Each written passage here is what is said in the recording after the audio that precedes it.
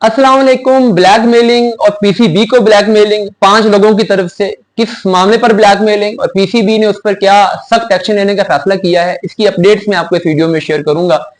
देखिए, आपको याद होगा जब मोहसिन नकवी साहब पीसीबी चेयरमैन बने थे तो उन्होंने आकर पाकिस्तान की डोमेस्टिक क्रिकेट को रीस्ट्रक्चर करने का डिसीजन किया, जिसको वो सर्जरी बोलते थे, और उसमें उन्होंने 5 टीमों पर मुश्तमिल टूर्नामेंट बनाया, T20 फॉर्मेट में भी और ओडीआई फॉर्मेट में भी। और उन 5 टीमों के उन्होंने 5 मेंटोर्स रखे, जिसमें एक टीम दी गई वकार यूनुस को, दूसरी टीम दी गई मिसबाह को, तीसरी टीम दी गई सलान मुश्ताक को, चौथी टीम दी गई सरफराज अहमद को और 5वीं टीम दी गई शोएब मलिक को। ये 5 बड़े नाम थे। मकसद ये था कि ये 5 बड़े नाम जब डोमेस्टिक क्रिकेट में जाएंगे और वहां जाके प्लेयर्स के साथ काम करेंगे तो प्लेयर्स डेवलप होंगे, नया टैलेंट पूल निकलेगा, प्लेयर का कॉन्फिडेंस बेहतर होगा, उनकी टेक्निक पे काम होगा। ये सारी चीजें अल्टीमेटली पाकिस्तान क्रिकेट टीम में ट्रांसपायर करेंगी, वहां पे जाके ये अच्छा रिजल्ट देंगे। लेकिन फिर 2 सीजन गुजर गए, T20 टूर्नामेंट भी हो गया, ओडीआई टूर्नामेंट भी हो गया, प्लेयर्स नहीं निकले, प्लेयर्स ने उस तरीके से डेवलपमेंट नहीं हुई। तो क्वेश्चन मार्क ये उठे कि ये आप इनको 5 मिलियन सैलरी एक पर्सन को दे रहे हैं, तो ये 5 मिलियन सैलरी एक महीने की बनती है, साल का एक बंदे पे आप 5-6 करोड़ रुपया इन्वेस्ट कर रहे हैं और टोटल 5 लोगों पे आप 25-30 करोड़ रुपए इन्वेस्ट कर रहे हैं, तो क्या इनका आउटपुट इतना है? फिर आपको मैंने रिपोर्ट किया था तकरीबन 2 हफ्ते पहले, जो पाकिस्तान की एक क्रिकेट कमेटी बनाई थी मोहसिन नकवी ने, जिसमें आकिब जावेद थे, वहाब रियाज थे, कुछ और लोग थे, 5 मेंबर कमेटी थी शायद। उन्होंने भी ये रिकमेंड किया कि ये मेंटोर्स की पीसीबी को जरूरत नहीं है, तो पीसीबी इनको सैक कर दे, इनकी सर्विसेज वापस ले ले। सैक करने की बात नहीं की गई, सर्विसेज वापस लेने की बात की गई।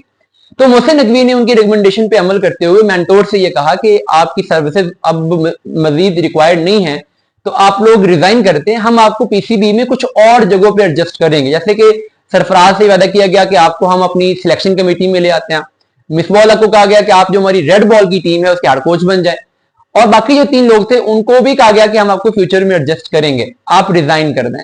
लेकिन मेंटोर्स ने अब डिसीजन किया है कि वो रिजाइन नहीं करेंगे। उन्होंने कहा है कि पीसीबी हमें सैक करता है तो कर दे, हम रिजाइन नहीं करेंगे। और उसकी वजह यह है कि मेंटोर्स का यह ख्याल है कि अगर हम रिजाइन करते हैं तो फिर जो हमारी सैलरी है बाई लॉ वो हमें नहीं मिलेगी, बाकी महीनों के जो हमारे कॉन्ट्रैक्ट के बाकी महीने रह गए हैं उसकी सैलरी हमें नहीं मिलेगी। लेकिन अगर हमें पीसीबी सैक कर देता है, निकाल देता है, तो फिर चूंकि ये डिसीजन पीसीबी का होगा कि वो हमारी सर्विस नहीं ले रहा है, तो फिर उन्हें सैलरी देनी पड़ेगी, जैसे कि गैरी किस्टन को दी गई, जैसे कि वो जैसन गिलिस्पी जो हमारे रेड बॉल कोच थे उनको दी गई। तो इसलिए वो उन्होंने डिसीजन किया कि हम रिजाइन नहीं करेंगे, हमें आपने सैक करना है तो कर दें।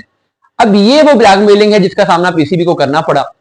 अब पीसीबी ने हालांकि अदर जॉब्स की ऑफर की थी, बट मेंटोर्स को ये लगा कि यार हम अभी रिजाइन कर दें और कल को हमें ये एडजस्ट ही ना करें तो हमारा तो फाइनेंशियल लॉस हो जाएगा, तो इसलिए ये कर रहे हैं। अब जो मिसबा को और सरफराज को जॉब ऑफर की गई थी पीसीबी की तरफ से, पीसीबी ने उसकी कंफर्मेशन भी रोक ली इसी वजह से कि अगर हम इनको कंफर्म कर देते हैं तो फिर ये पहले रिजाइन करें, और वो ये कहते हैं कि पहले आप हमें कंफर्म करें फिर हम रिजाइन करेंगे। तो अब पीसीबी के पास एक ऑप्शन ये है कि पीसीबी इनको सैक करेगा, बट सैक इस तरीके से नहीं करेगा कि हमें सर्विसेज रिक्वायर नहीं है, बल्कि एक डिसिप्लिनरी एक्शन लेकर सैक करे। ये पीसीबी को मशवरा दिया गया है, इस पर अभी काम शुरू नहीं हुआ, लेकिन ये मशवरा दिया गया कि आप इनके खिलाफ एक डिसिप्लिनरी एक्शन लें, और वो एक्शन लेके उसके बदले में सैक करेंगे तो फिर इनको कोई चीज नहीं मिलेगी, यानी फिर आप उनको टर्मिनेट कर रहे हो क्योंकि उन्होंने आपके कॉन्ट्रैक्ट की वायोलेशन की है या कुछ भी ऐसा। अब ये क्या हो सकता है? फॉर एग्जांपल आपके सामने वकार यूनुस की एग्जांपल है, पीएसएल में उन्होंने कमेंट्री की, वो पीसीबी के सेंट्रल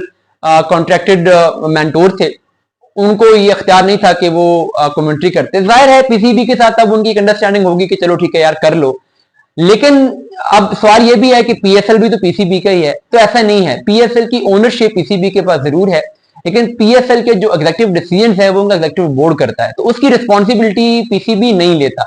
तो एग्जीक्यूटिव बोर्ड ने वकार यूनुस को लिया, पीसीबी इसका जिम्मेदार नहीं है। वकार यूनुस ने वहां पे काम किया, कॉन्ट्रैक्ट तोड़ा, उनके खिलाफ इस पर डिसिप्लिनरी एक्शन हो सकता है अगर पीसीबी चाहे तो अब इस तरीके से पीसीबी ने जवाब में, इस ब्लैकमेलिंग के जवाब में अब मेंटोर्स को ये धमकी दी है कि अगर आप इस तरीके से करते हैं, अगर हम पे अगर एतबार नहीं करते तो फिर हम आपके खिलाफ डिसिप्लिनरी एक्शन लेंगे, आपको फायर किया जाएगा और आपको किसी भी जगह पर पीसीबी में एडजस्ट भी नहीं किया जाएगा।